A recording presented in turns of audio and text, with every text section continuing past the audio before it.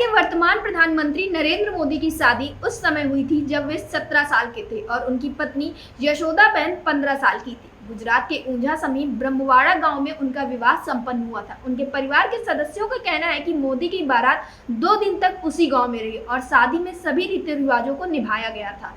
उनका वैवाहिक जीवन जो है वो केवल 3 साल तक ही रहा था, फिर दोनों अलग हो गए। नरेंद्र मोदी ने 1987 में यशोदाबेन को तलाक देने का फैसला किया था, लेकिन वह तैयार नहीं हुई थी।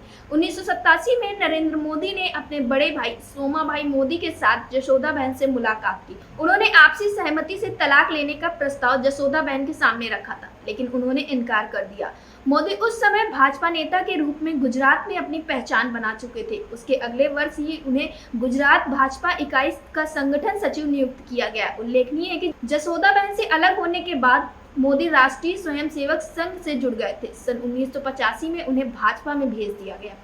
यशोदाबेन के भाई अशोक मोदी ने बताया कि अलग होने के बाद भी मोदी ने जब यशोदाबेन के सामने तलाक करने का प्रस्ताव रखा तब उन्होंने कहा कि वह उन्हें तलाक नहीं दे सकती। अगर मोदी की इच्छा हो तो वे तलाक ले लें। यशोदाबेन ने कहा था कि वह अपने पति का इंतजार करती रहेंगी। यशोदाबेन के भाई का कहना है कि उनकी बहन ने कभी भी मोदी के लिए परेशानी खड़ी नहीं की। अब भी मोदी अगर लेने आए तो वह जाएंगी। यशोदाबेन ने एक इंटरव्यू में कहा था कि अगर मोदी उन्हें एक बार बुला ले तो वे दिल्ली आने के लिए भी तैयार है। हालांकि यशोदाबेन का बयान सामने आने के बाद मोदी के बड़े भाई सोमाभाई मोदी ने कहा था कि ये मुमकिन तो नहीं है।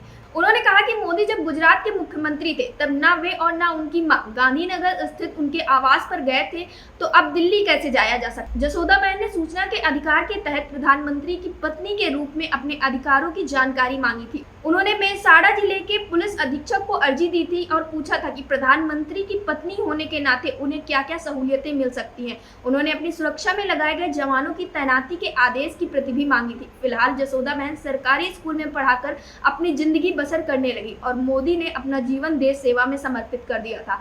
आज उनकी पत्नी एकाकी जीवन व्यतीत कर रही हैं। वर्तमान समय में वे रिटायर्ड स्कूल टीचर है और ऊंझा में अपने छोटे भाई अशोक के साथ रहती है।